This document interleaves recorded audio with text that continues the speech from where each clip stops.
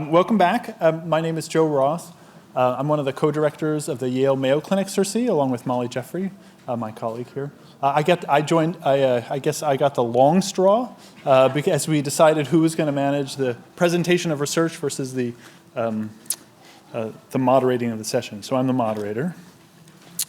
I'm a physician and health services researcher for those who I haven't had the opportunity to meet. So I really appreciated Tina's comment earlier around the diversity of the content that we're presenting here. I'm very willing to admit I know nothing about advanced manufacturing, so it was very interesting to listen to the past session. This session now we're going to talk about clinical outcome assessment surveys and tools. Essentially, when we're doing clinical studies, how can we know what we're measuring, measure it accurately and reliably? We have 3 presentations, one of which is virtual. So we will see how that goes. I've been assured that everything will go smoothly. Our first presentation today is Dr. Amylou Dueck on physical function assessments in cancer clinical trials. Amylou, who I've just met today in person for the first time, and has been a wonderful collaborator now for 2 years, is an associate professor of biostatistics and the vice chair of the Department of Quantitative Health Sciences at the Mayo Clinic in Arizona. She's an expert in the statistical analysis of patient-reported outcomes, adverse events, and tolerability endpoints in cancer clinical trials, especially hematologic malignancies, and that's what she's going to talk about today. Thanks, Amy.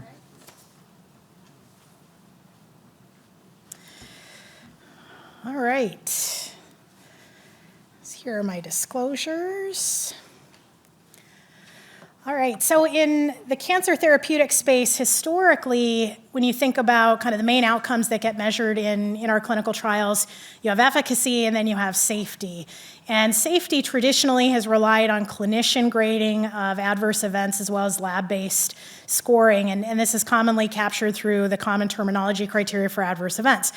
Well, there's a lot of research that shows that this has led to pretty widespread underreporting of particularly symptomatic adverse events, and also like an overuse of the term well tolerated. So almost every single paper you'll see published, and there's like kind of a gestalt conclusion that the drug was well tolerated, regardless of really what the safety data actually showed. So thankfully, there's been a lot of work in the last couple of years to really expand measurement of outcomes in this space of tolerability. So this is a definition that was created through the Friends of Cancer Research working group that defined tolerability as the degree to which symptomatic and non-symptomatic adverse events associated with the product's administration affect the ability or desire of the patient to adhere to the dose or intensity of therapy. And to kind of expand on that, you can think of tolerability of really encompassing a whole slew of data, including that kind of traditional safety data that we've measured in the past, but also patient experience data, including patient-reported symptomatic adverse events, patient-reported physical and role function, overall side effects, additional health-related quality of life data, potentially wearable data and sensor data, as well as a whole slew of other treatment data, including dose mods, dose delays, and those sorts of things. So why is tolerability information meaningful? I feel like this slide should just say duh, but it really does matter to patients. It's also an important component of patient education and expectations for cancer treatment. It influences treatment decisions by patients and clinicians. It can inform regulatory decision making. It is a relevant endpoint for comparative tolerability. And as you'll see in the next slide, the FDA actually came out with its core patient-reported outcome guidance recently that really focuses on several domains within the tolerability space. So on the right-hand side of this slide really represents these core patient-reported outcomes as recommended by the FDA. And so you'll see here this focus on physical function as one of these key pillars, which I'll speak to today, and really is one of these key pillars of tolerability that should be measured in our clinical trials. So, I focused here a little bit on patient-reported outcomes. That's my domain. But really, patient-reported or physical function could be measured by a variety of ways. Historically, in our clinical trials, we've captured clinician-reported physical function through the ECOG performance status scale. But we also have wearable data. We have patient-reported physical function, which there's a whole slew of tools that could be used. And then there's also performance tests, which you might be familiar with. So what we did within our CERSI is actually implemented a study called the INFORM study, where we actually set forth to compare these different modalities to try to inform how should physical function data be collected in our cancer clinical trials. I'll show you the schema in a minute, but essentially we targeted patients who were starting chemotherapy. We followed them for 9 months during therapy and afterwards. We selected one set of solid tumor patients, these are breast cancer patients, and one set of heme malignancy patients, these are lymphoma patients. And we asked these patients to wear a Fitbit device, and I'll talk a little bit about that in a moment. And all of the data, including the PROs, the wearables, and the health record data, was all compiled on the Hugo platform. So here's the actual schema for this study. You can see patients were enrolled at the start of treatment, and then we captured over 9 months longitudinal assessment of the clinician-reported performance status, patient-reported physical function through a variety of common tools used in cancer clinical trials. We did capture a performance test, which is the 6-minute walk test, and then we asked patients to wear a device, the Fitbit, so we could capture wearable data. We also captured a variety of clinical outcomes, including patient-reported adverse events, acute care use, other PRO domains of interest, as well as dosing data. So just to show kind of a highlight of what some of these tools look like, if you're not familiar with them, this is the clinician-reported outcome of the ECOG performance status. It's just a single item that's commonly captured in our cancer clinical trials, typically graded at baseline as well as each cycle. It's on a 0 to 5 scale, where 0 essentially is no decrements in terms of physical function, and 5 represents death. This is the first of our patient-reported tools that we're including in this study. So the PROMIS is a large item library or item bank that includes both static short forms as well as computer adaptive testing and a whole range of domains. This is one specific tool. It's the 8-item physical function scale. You can see each of these are graded on a 4 or 5-point Likert scale. And they ask things like, are you able to bend down and pick up clothing on the floor? This is another patient item that we included in our study. This is essentially a patient version of the ECOG performance status. So we asked the patients to grade their physical function status or their performance status instead of the clinicians. And then finally, this is the EORTC QLQC 30 physical functioning scale. Again, a common scale that is seen in many of our cancer trials. Again, it asks about just kind of common functioning, and patients rate it on a not at all to very much scale in terms of the problems that they're experiencing. So this shows we're collecting all of our PRO data on an electronic platform. These are just screenshots showing what these questions look like. We're collecting this quite frequently at the start of this study, so it's weekly for the first 2 months, and then we spread it out monthly towards the last several months of this study. We did integrate our patient advocate research partners throughout this trial. Specifically, we had 3 patient advocates representing a lymphoma survivor, a breast cancer survivor, and a colorectal cancer survivor. They advised on the study design to ensure that we were paying attention to patient-centeredness, as well as logistics to optimize the participant experience. They assisted us in clear communication to participants in terms of our study goals. We also had patient-centric study materials that included a welcome letter from our patient advocates. We had a recruitment flyer. We had customized Fitbit instructions. And then we also had a patient compensation schedule that was appropriate given the scope of the participation. So in terms of our Fitbit data, the Fitbit was selected for this particular trial given its battery life and robustness based on prior validation data. Participants were instructed to wear the device as much as possible during the day and night and synchronize the Fitbit every 3 days. We originally defined optimal sensor data as 7 days of baseline prior to chemotherapy and any day with wear time of at least 10 waking hours.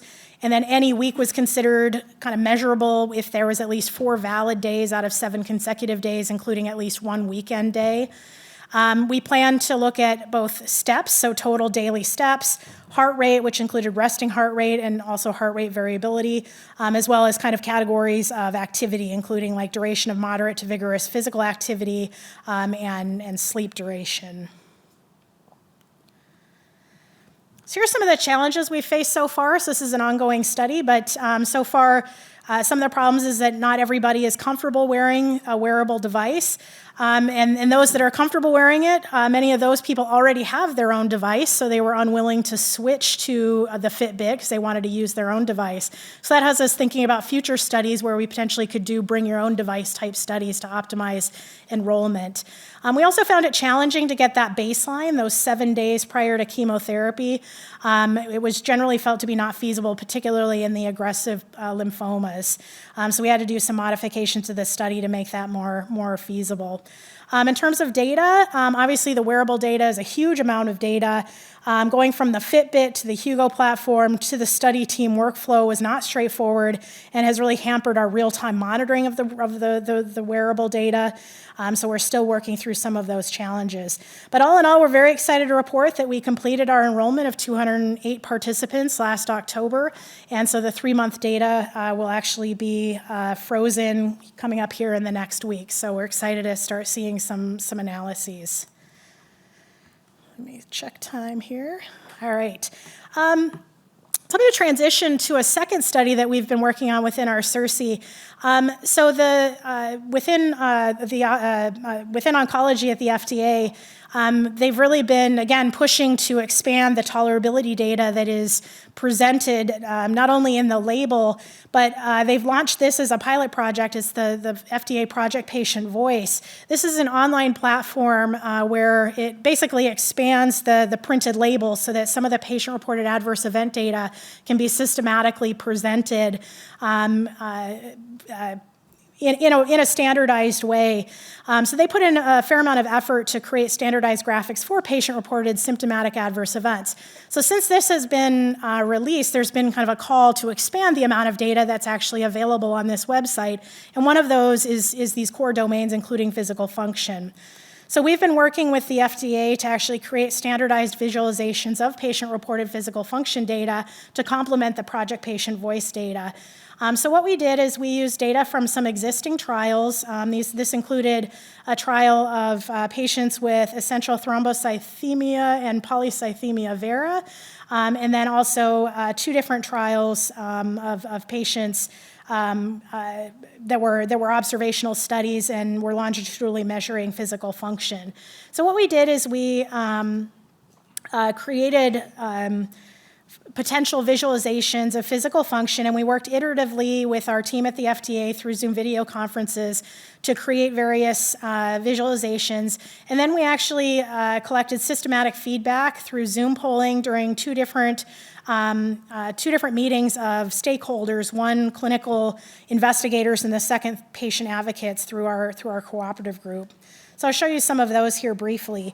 So this was our first graph that we created. Again, this is our stack bar chart that was intended to be similar to the stack bar charts that were already part of the Project Patient Voice. I'll just mention, all of our graphs included clear delineation of the number of patients that were contributing data at each time point. So with PROs, it's important to be clear about missing data, how many people are actually reporting, and who is expected to report at each time point. We had a lot of discussion about whether the bars should go all the way to 100% or if there should be some delineation of the missing data within those bars. Ultimately, we felt that the bars should represent those that actually completed the questionnaires so that we're not kind of combining missing data with the observed values. So these were our final stack bar charts.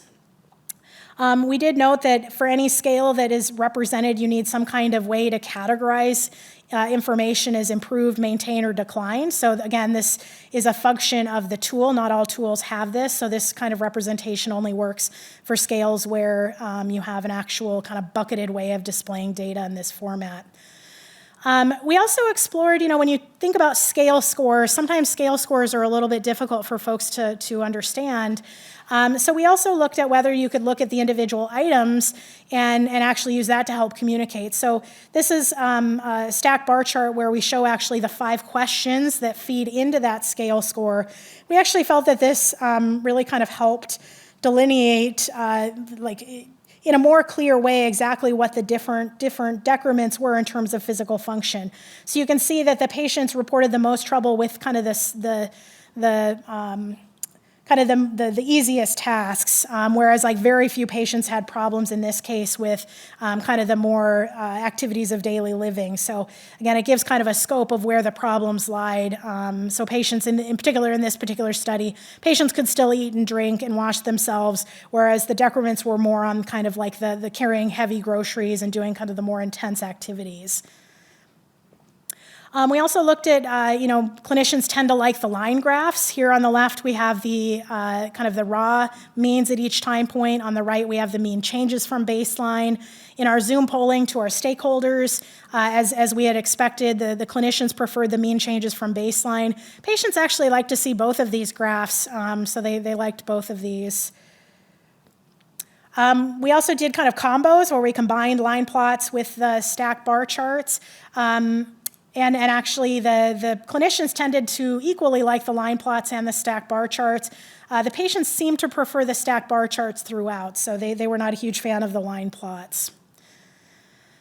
We also looked at, say, more simplistic type reporting. We included pie charts and waffle plots, and these were kind of equally preferred by clinicians, but patients preferred the pie charts to the waffle plots. The final set of plots that we created were waterfall plots. We were actually quite surprised by these. We decided to create these because this is a kind of plot you see a lot in cancer trials, but we don't see them a lot using PROs, so we thought it was a little bit of a stretch to look at waterfall plots in the context of PROs. But they were actually quite well received by both clinicians and patients, and actually preferred over pie charts by both clinicians and patients.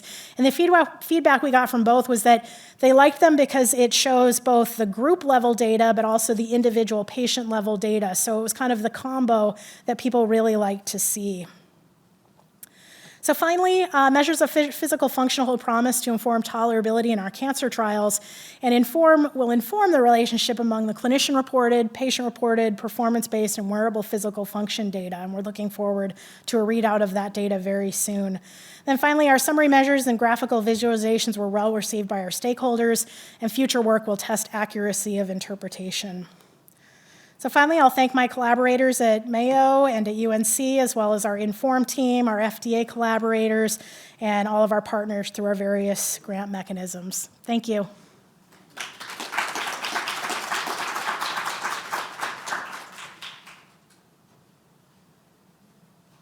Thanks, Amylou. And we'll take questions at the end. I just want to comment, I've learned so much through some of this work in this project. Yesterday, for people who were at the CERSI Summit, there's a lot of talk around personal wearable digital devices, digital endpoints, how technology is going to change everything. And being involved in this project showed me just how difficult it's going to be and some of the challenges ahead. So our next talk is from Dr. Eleanor Perfetto. She's going to speak around clinical outcome assessments and patient-centricity. Dr. Perfetto is a professor of practices, science, and health outcomes research at the University of Maryland School of Pharmacy, and I will hand it off to her. Thank you for joining us virtually. Thank you. I hope everybody can hear me okay. Is that all right?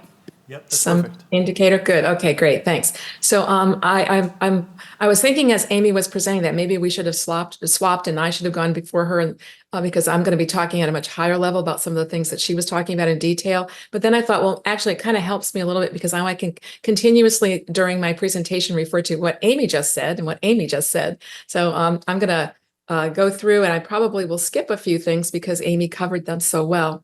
So because of the diversity of the group, I thought I would spend a minute on what patient centricity is and clinical outcome assessments, even though Amy's covered that pretty well, and she covered those basics, so I'll probably breeze through that. Talk about the intersection between the two of them. It's really the prime focus of what I wanted to talk about. And then talking a little bit about what good and good patient-centered clinical outcome assessment looks like. And I think Amy's already given us a pretty good start on that. So I want to begin with clarifying some terms and definitions, and I'm going to start you off with a little bit of a pop quiz. And in the interest of time, we're not going to use polling and we're not going to use raising of hands because of virtual versus not virtual. But I'm going to put the question up here, and it says, being patient-centered means A, putting patients at the center of everything we do, B, doing as much for patients as we possibly can, C, partnering with patients and listening to what is important to them, D, giving patients everything they prefer or demand, or E, all of the above. So just take a minute, write down what your answer is, and then I will just jump to the next slide, which gives it away. It's, of course, C, partnering with patients and listening to what is important to them. And I'm going to jump now into the definition of what being patient-centered is and what patient engagement is. So patient-centered, as I said in the previous slide, is focusing on patients, but engaging them actively, meaningfully in whatever the activity is. So in this particular activity, we're talking about drug development or patient-focused drug development. But as indicated on the slide, it could be in any facet of the health ecosystem. It could be in delivery of care. It can be in a lot of other things. But being patient-centered is focusing on patients when they play an active role. They're meaningfully engaged. We do things with them, not for them or to them. And then we optimize the use of the information that they provide to make patient-focused drug development or whatever the other activity might be to make it better, to really optimize it. It's not doing the things that are in the right-hand column.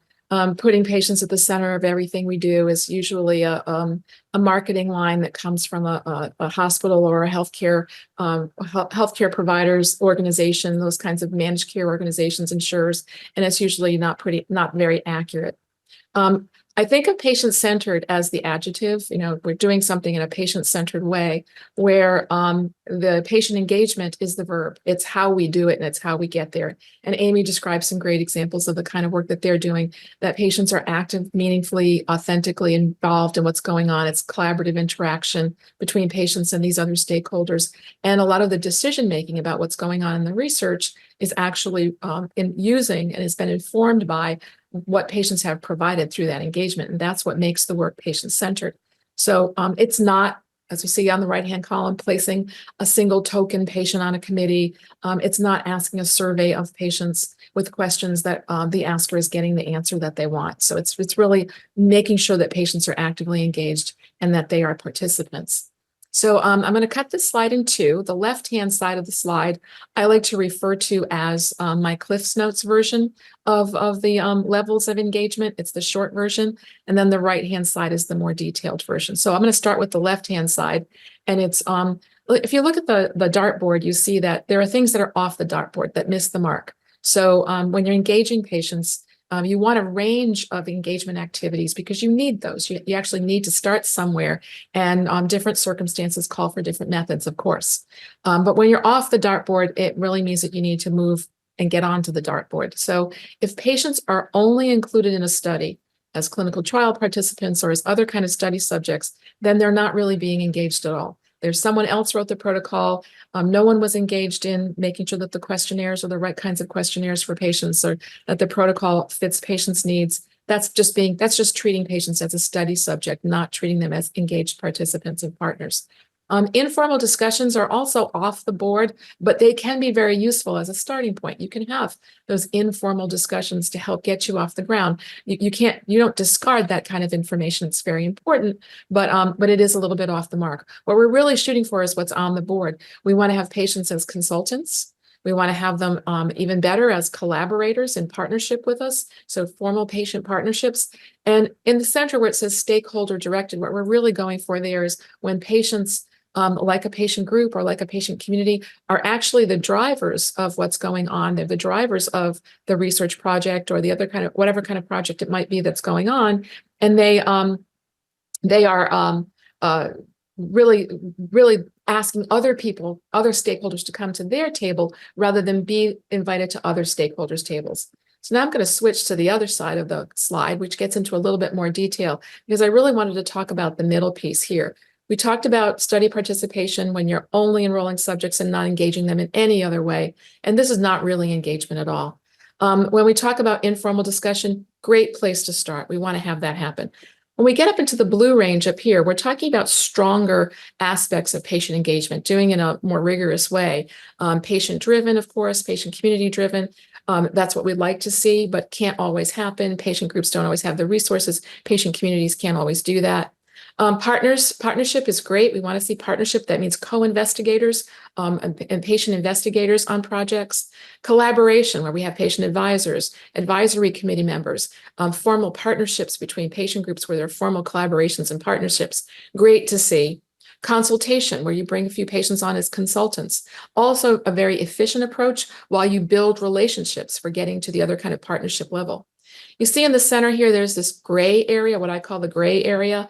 And that's when you're collecting data from patients. And this could go in either direction, because if you don't have patients engaged in the study protocol or in helping you to design what the study should look like and what the survey questions should look like, what the focus group discussion guides should look like, or the interview discussion guides, what should they have in them? What kind of words do patients use? What kind of terms do they use? What kind of words and terms might turn them off?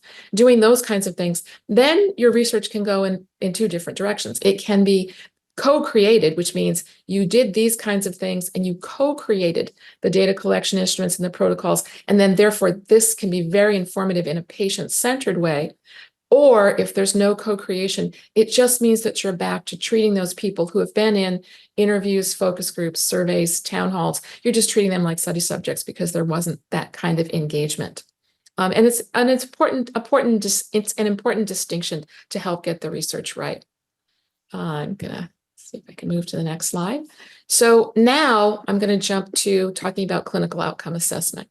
Clinical outcome assessment, as Amy already mentioned, it's tools, instruments, questionnaires. They're rigorously developed. They produce a score. The score is interpretable. It's well documented how you score, analyze, and interpret the results. So very important that we see things that are done in a very rigorous way and that they've been very well developed so that they can be useful. Amy already mentioned the 4 types. There are the one direct type of collecting information from patients about the way they feel and function. That's patient-reported outcomes. And then the other 3 are observer-reported outcomes, either the clinician, an observer like a parent or a caregiver, or performance outcomes where someone who's trained to review the performance, like the 6-minute walk tests, observe those. So of course, we might think that we might always want patient-reported because that would be the best. Actually getting from patients exactly what's going on with them and the way that they feel or function is the best way to do it. But sometimes under different circumstances, it's actually best to use some of these others or a combination. As Amy was demonstrating, you very often will use a combination of these tools in order to get a really good perspective and a broad perspective. I think the one thing that I want to emphasize is that we're trying to strike a sweet spot. We want to get something that's patient-centered because it gets to the outcomes that patients report as important and meaningful to them and that patients have been engaged in versus not doing that and having someone else making up the questions and not really doing that rigorous testing with patients. And then patient-reported outcomes, the things that report how patients feel and function. So we really want to cover that middle ground as best we can to be sure that they're both patient-centered and patient-reported, or as in terms of other COAs, patient-centered and focusing on clinicians, observers, and performance. We want that sweet spot to be as big as it can be. I've only used this little graphic here because it was the one that I could find in PowerPoint, but that's not to demonstrate that it should be that small. Amy mentioned the patient-focused drug development guidance documents. The first one you'll see is collecting comprehensive and representative input. And so it really means going out there and collecting information from patients and how you find that information, and then methods to identify what's important to patients. Probably one of the most important takeaways from all of this is that regardless of who the respondent is, and these are quotes that come from guidance document 4 that's still in draft form, regardless of who the respondent is, you still want that COA to focus on what's meaningful to patients, what's important to patients, not what is important to the respondent for that particular COA. I'm going to skip over this in the interest of time because I know that we have a lot to cover. I mean, it's kind of one of those things where you tell people about this and they say, oh my gosh, you mean I have to go out and collect these data from patients, caregivers, families, and what's most important to them about the way the disease impacts their health and their daily life? And the answer to that question is maybe. Maybe you do, but maybe you don't. So here's some practical approaches to gathering information from patients about what's important to them. Number one, you can leverage the expertise of the colleagues in the CERSI who are experts in qualitative research, patient-centered outcomes research. Obviously, Amy's been doing that kind of work, and she demonstrated the kinds of data collection that they're doing and the work that they're doing with patients. Other CERSIs are also doing these kinds of things. And so if it's not your area of expertise, you have colleagues that you can reach out to who can help do this. There is a growing literature on this, peer-reviewed and gray literature and other resources that you can tap into. And so you don't always have to go directly to primary data collection. You can work with patient groups because on their websites, they're very often putting reports about the information that they collect in surveys, registries, town halls, all those kinds of things. As I mentioned earlier, there are existing voice of the patient reports and FDA listening session reports that are on the FDA website. As recently as this past week when I looked, there were now 188 reports on that website. They provide very valuable starting information for this kind of work. Partner with the patient groups or partner with the patient community so that you can learn about the issues of mutual concern that they have and how you might be able to gather data together that you both need. You can collect questions very often to their existing surveys and registries. And then, yes, at the end, some primary data collection to find out what's important to patients might be needed in the end if you can't find what you're looking for. I wanted to show you a couple of examples of some of the resources that are out there. So this is a voice of the patient report in osteoarthritis. You can see patients were engaged in this. There was a planning committee for the work that was done. There were 10 patient partners on that. And then there was a public meeting held in 2017. 50 patients attended in person, 81 were on the webcast. And so this was a lot of patient engagement in this activity. And the report has a tremendous amount of information in it that's very useful. The Arthritis Foundation also collects data through live surveys that they conduct through their Live Yes program that they've had going on. They're actually able to collect a large amount of information. And as you can see, this report is available on their website, and it talks about the outcomes that are important to patients. And this has come from the survey data they've been collecting for quite some time, how daily living can be more difficult with arthritis. And these are different than specific health outcomes, but also important in terms of the subsequent things that happen because of their health being impacted. Access and costs and their out-of-pocket costs and other things like that are challenges. So these are great sources and resources that can be tapped into. And I just wanted to show this one because it demonstrates that in a 2-week period of time, in collaboration with the Gallup poll organization, they were able to collect data from 5,000 patients as a way of gathering this kind of information in a really efficient, but also in a very diverse way from a diverse group of patients. So basics for good patient engagement. Direct engagement through a range of relationships. And I talked about what some of those might be. And I've seen very dramatic differences in the way that this gets approached. But it's nice to see that there's so many different innovative, novel things going on out there now that really can help with that kind of work.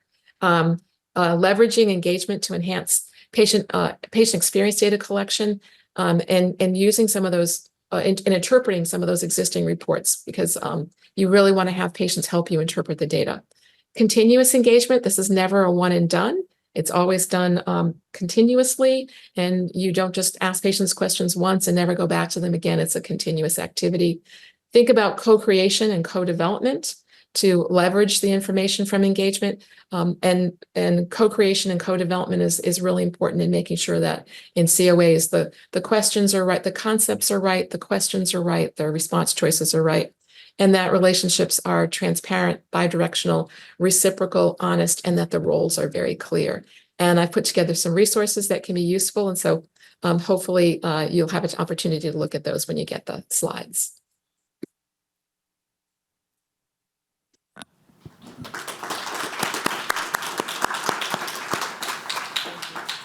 Great. Thank you, Eleanor. That was terrific. Please stay on the line. I hope we'll have a chance for questions. We're going to go to our final presentation from my colleague at Yale, Michael Leapman, an associate professor of urology and clinical program leader of the Prostate and Urologic Cancers program at Yale School of Medicine. And Dr. Leapman is going to be talking about imaging as intervention, approaches to estimating the real-world effectiveness of novel molecular imaging tools in prostate cancer. Thank you so much. Thank you so much to the organizers and for the privilege and opportunity to present today. And I'm incredibly fortunate to follow two phenomenal presentations about outcomes assessment and patient-centered research. So this really is a story that is motivated by patient needs. I'm a practicing urologic oncologist. My primary work involves the diagnosis and surgical treatment of patients with prostate cancer. And this question really is informed by early conversations with patients and through community outreach and advocacy work that we do locally. And that is really the germinal seed for this and the motivation to begin looking at these questions. My only disclosure and acknowledgement is generous funding from the CERSI project for this proposal. So by way of introduction, prostate cancer is a major global health burden. It is the most commonly diagnosed non-skin cancer in males, the second leading cause of cancer death. These are well known, but there is an enormous and growing population of cancer survivors, individuals who have been diagnosed or treated for prostate cancer and are surviving because the outlook is quite good, but live with the specter and the possibility that their cancer could recur or return at any point in their survivorship. And that survivorship could be years and years. The horizon could be 30 or 40 years for patients that we're diagnosing early. And they live day in, day out with the possibility that that cancer can recur. We see late recurrences, we see very late recurrences. And as common as 20 to 50% of patients have a detectable PSA level. PSA is a biomarker for prostate cancer and is the earliest indication that their cancer may be coming back and is a strong indicator that a signal from the cancer is detectable, regardless of our treatments. And the usual cause is that cancer has microscopically escaped the prostate at the time of diagnosis. And even if we offer effective treatments locally, we may not acknowledge or be aware of micrometastatic disease outside of the prostate. Historically, we've had very limited means to identify areas of recurrent disease, and our staging and diagnostic imaging has historically really been quite poor. Conventional imaging consists of CAT scans and bone scans and has really modest to actually poor diagnostic accuracy.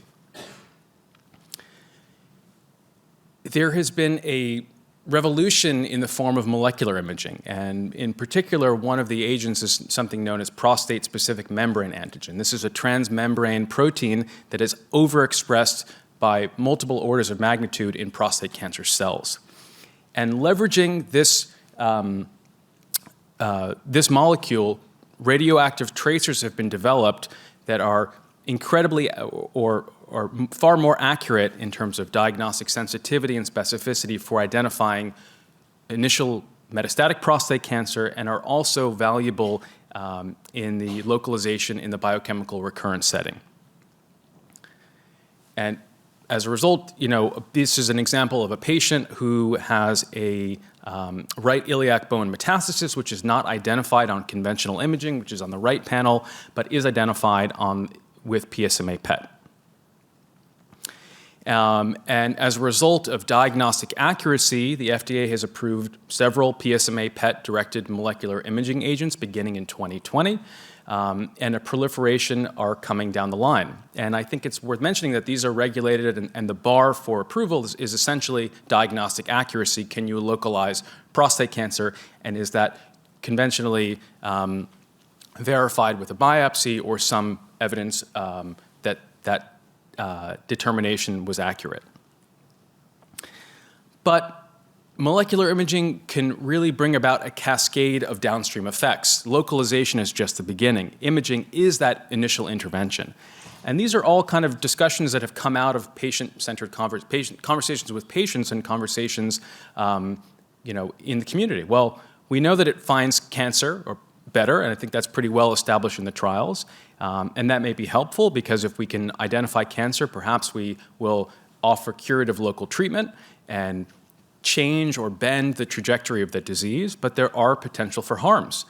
Patients will be introduced to systemic therapies, chemotherapies, androgen deprivation therapies, months, years, potentially even decades earlier than they would have been if the disease ran its course, which may invoke treatment-related side effects, patient anxiety, uncertainty, and questions of cost. So the key questions that we wanted to address in our project were, what are the real-world PSMA PET results in the post-approval setting, which have not been studied, and their impact on clinical management? and then use these estimates to estimate the population-level effectiveness of a new generation of molecular imaging tools in prostate cancer in a lifetime horizon. Because it's really worth emphasizing that the lifetime horizon and anything beyond initial detection have never been considered. And I think, part of the reason this talk may fit in is it's really the approach and the way of thinking about imaging as intervention and thinking about diagnostic tools and prognostic tools and thinking about ways of evaluating them. And so the ultimate product is a decision analytic model that integrates these various sources of data, but really they come from at least 5 different sources.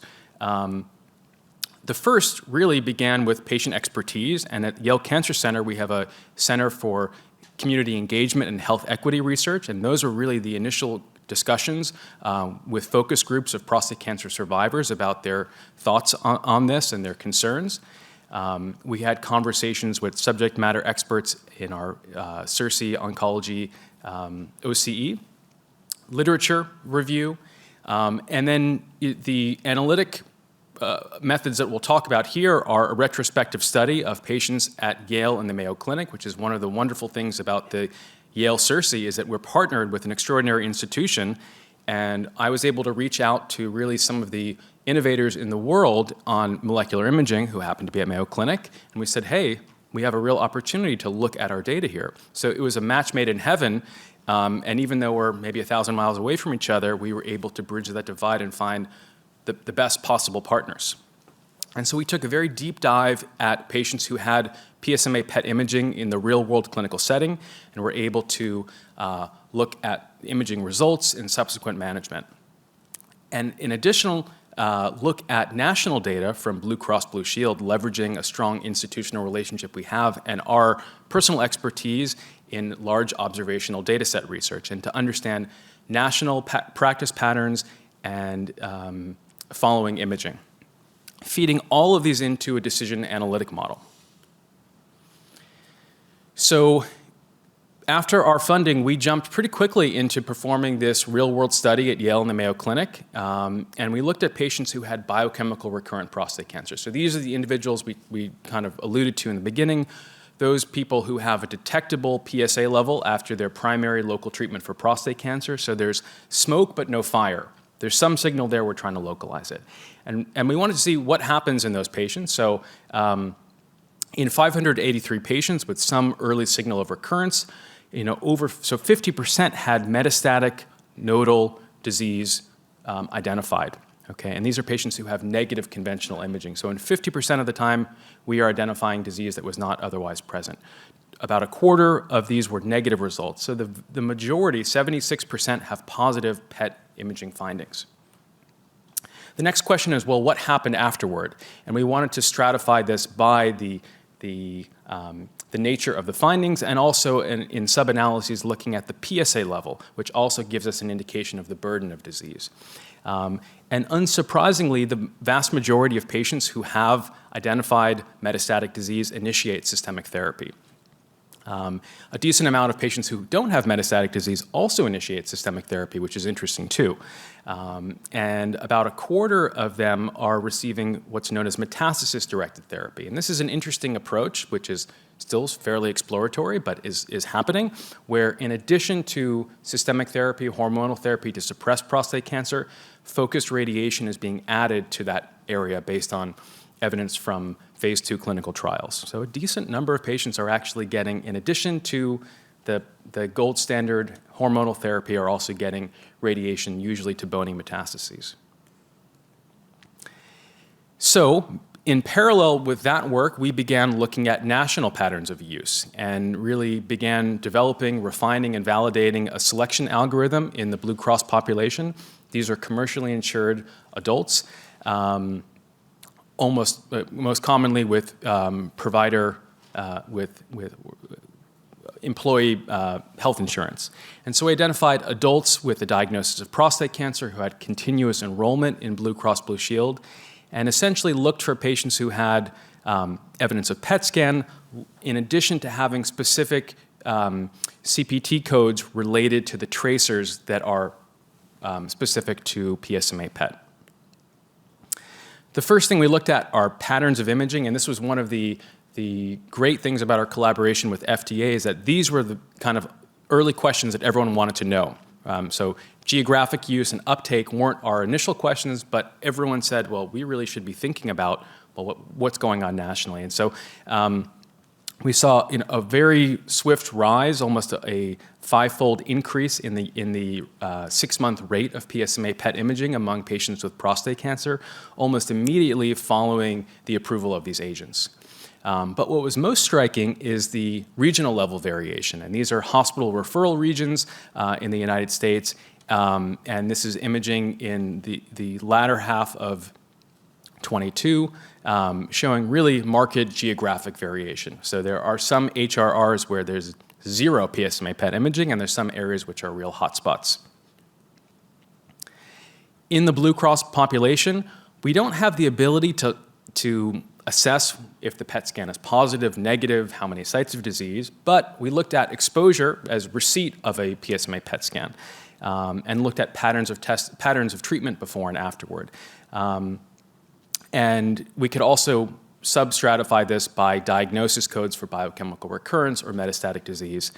And the overall finding is that really quite similar to what we saw on the more granular Mayo Clinic and Yale data, a substantial proportion of patients who are imaged initiate systemic therapy.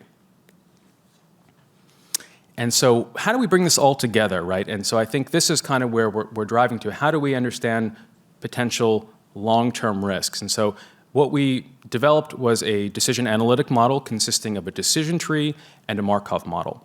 And what we're doing is simulating patients in mutually exclusive health states using a stochastic method over the course of their life from the point of entry of biochemical recurrence. And so we simulated patients with a detectable PSA level and thought about them going down 3 potential diagnostic strategies. One would be the conventional approach, which is how it used to be, which is you get a CAT scan and a bone scan. Another approach, which is actively still being discussed about because we don't really know which one is the best way to go, is maybe patients will get conventional imaging, and if that's negative, we'll go as a reflex and get a PSMA PET scan, or a PSMA PET scan immediately. And then mapping out all the different possible all the different possible decisions that could happen afterward, initiation of systemic therapy, 2nd, 3rd, and 4th lines of therapy. And then assign patients to 10 mutually exclusive health states, looking at localized disease, metastatic disease, and resistant disease. And so these are the early outcomes that we have submitted now for presentation and working on a manuscript, looking at simulated disease detection and treatment on the 1,000 patient level. So simulating 1,000 patients who have a recurrent PSA level and imagining what we would find across these strategies. So strategy 1 is the PSMA alone strategy, and strategy 2 is pretty similar because in this approach, people who have a negative image are going to get a PET scan, and so strategy 3 is really the old approach. So what we estimate is that a substantial number of patients, 611, would be found to have metastatic disease on PSMA PET imaging compared to only 297 with conventional imaging. So a very big difference. When we look at simulated life years and quality adjusted life years, the model estimates a significant improvement of almost 1,000 life years per 1,000 patients interviewed with PSMA PET-directed strategies, and about 820 quality-adjusted life years higher in the PSMA-directed approaches. This premise is all predicated, or these findings are all predicated on model inputs suggesting that earlier treatment is better. Okay. And based on these findings, we also estimate 75 fewer deaths from prostate cancer per 1,000 patients imaged. And so there are some limitations of this work. It's a but they all, interestingly, they all differ based on the nature of the study. So from our Yale-Mayo Clinic study, we don't have a comparator group, and these were kind of really interesting feedback we received from our team, is that we need the comparison. It's one thing to look at single arm, of course. There's selection bias, which we have to account for, as well as inter-reader variability, which is, I think, a problem for any assessment of an imaging tool, is that the performance likely does differ. Using large observational data, test results are unknown. And so we look at the exposure as simply as receipt of testing. The clinical context is also a bit unclear. And when looking at a decision model, the inputs are drawn from generally patients in other populations, patients treated in a different time frame and a different treatment paradigm.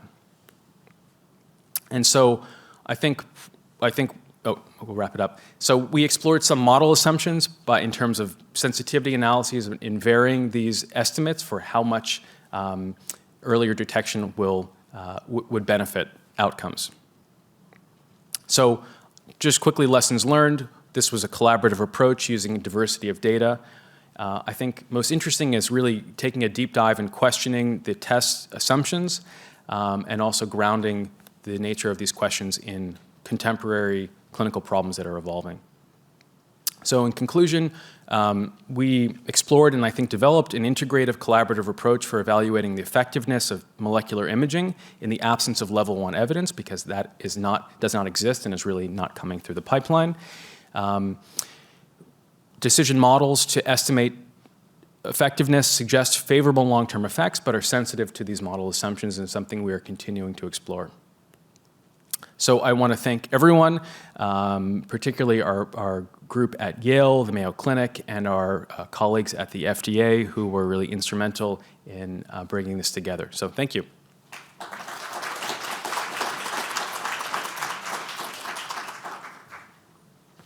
Great. If our panelists could come to the podium. Michael's presentation confirms why Dr. Califf, sort of in my ear yesterday, was telling me to worry less about how the FDA authorizes products and worry more about how physicians and health systems use products once they're authorized. We do have a moment for question. Oh, great. Yeah, go right ahead.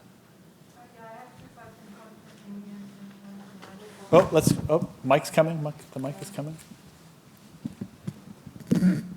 Sorry, I have two questions, one for Amy and one for Michael. So I'll start with Amy. So Amy, when I look at, product inserts and tell me about adverse events of drugs, I always look at the placebo. But yet in your study, I don't think I saw a placebo like with the waterfall plot. So would you imagine having a placebo waterfall plot? So in our cancer trials, depending on the context, there may or may not be a placebo arm. So we have many active control arms in our cancer therapeutic trials. So we are developing visualizations for both single arm trials, which also lead into some of our approvals in the cancer space. But we are looking at both single arm and multi-arm, like controlled clinical trials and visualizations in both of those spaces. So yes, we do kind of envision this like kind of comparative, comparative visualizations, because it is many of the approvals in the cancer space have a control arm. It may not be a placebo, but it could be an active control arm. Okay, thank you. Yeah, that sounds great. Okay, Michael, this is for you. So I love the PET imaging. I felt like you found more cancer that people didn't know they had. So it seems like, a no-brainer that people would want this. Are there any reasons why? Are people worried that the imaging itself, the PET probe, is going to give them something worse, or what is the concern? And Michael, maybe you could also talk about how you accounted for tolerability in your model. Yeah. So, there seems to be relatively little downside to the actual test itself. The radionucleotides are completely safe. They have been evaluated, or we believe them to be safe. We did not directly evaluate the safety of administration. We sort of entered this evaluation assuming that they are safe, but I don't think there is strong reason to question the safety of the administration itself. Because really this is similar to PET that has been performed for years and years. It's really no different. Just the tracer is a bit different. The real question, though, is what is the effect of finding that cancer, right? Questioning the premise of how much earlier detection will benefit the patient. What we've shown, yes, we are finding more cancers, but patients are going to have more years of their life undergoing toxic treatments. And that's the question, right? And so will patients live longer and better as a result of finding it? We have no idea. I know we're over time, but Courtney, you had a question? Do you want to go ahead? I had a question for Amy. Here. Oh, excuse me. As I choke. I've tripped now and choked.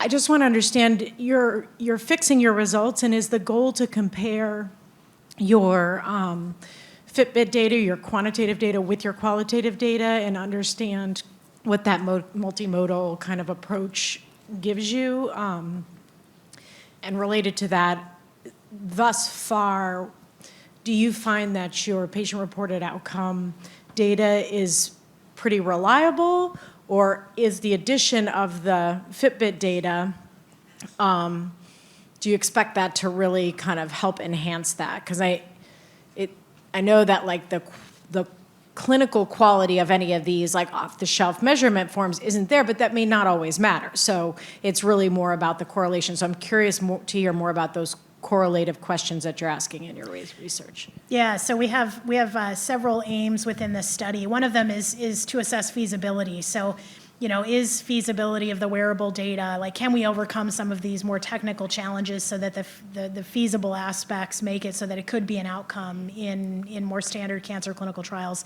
I think we've already established that PROs are feasible in our clinical trials, so that's kind of one comparison is the feasibility of PROs versus the wearables. But then secondarily, how do these correlate to each other? Are these measuring the same thing? Even different types of measures within the wearable data might be measuring different aspects of what the patient is experiencing. So, I tend to favor the PRO data, but I'm staying neutral in all of this and letting the data guide ultimately what we find. And I think ultimately, all of this data will be complementary.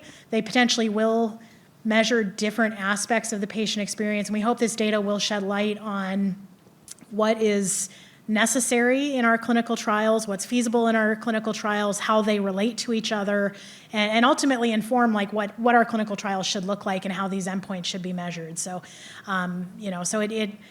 in my mind, I do think that these measure slightly different things, and so it's kind of understanding what they measure and kind of the aspects, the measurement properties of these different measurements is really the question that we're asking.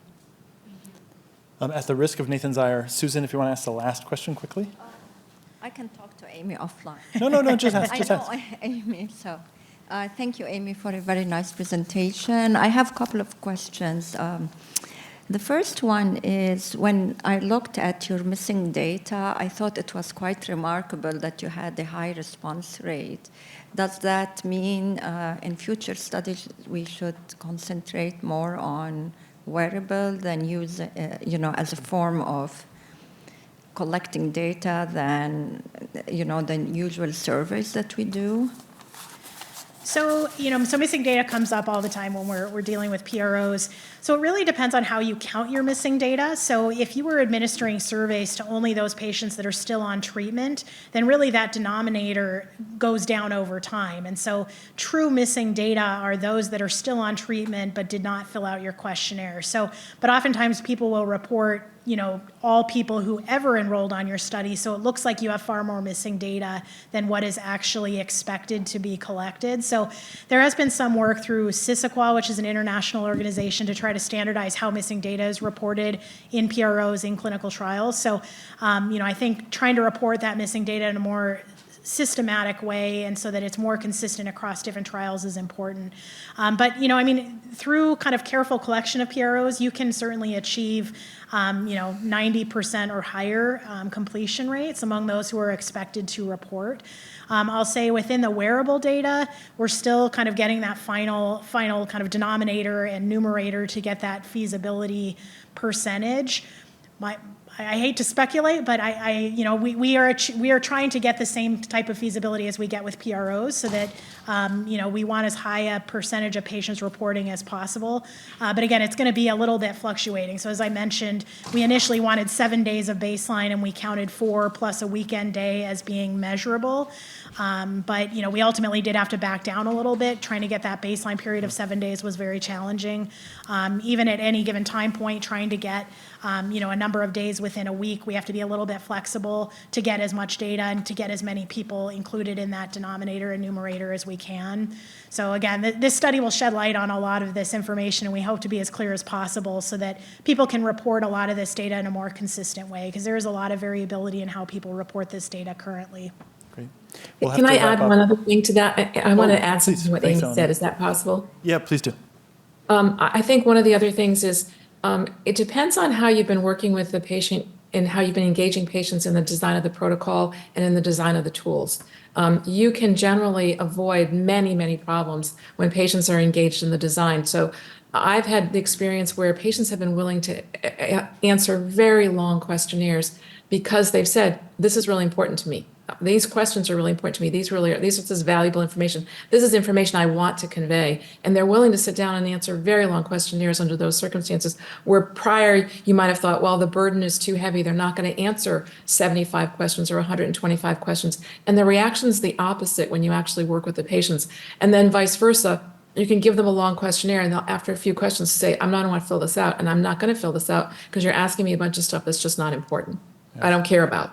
So it's that engagement, and it's working with the patients in advance. You can get tremendously high response rates if they really are bought in, and you've worked with the community to understand what is bought in. What does it take for people to be bought in to really care about this? It makes a huge difference.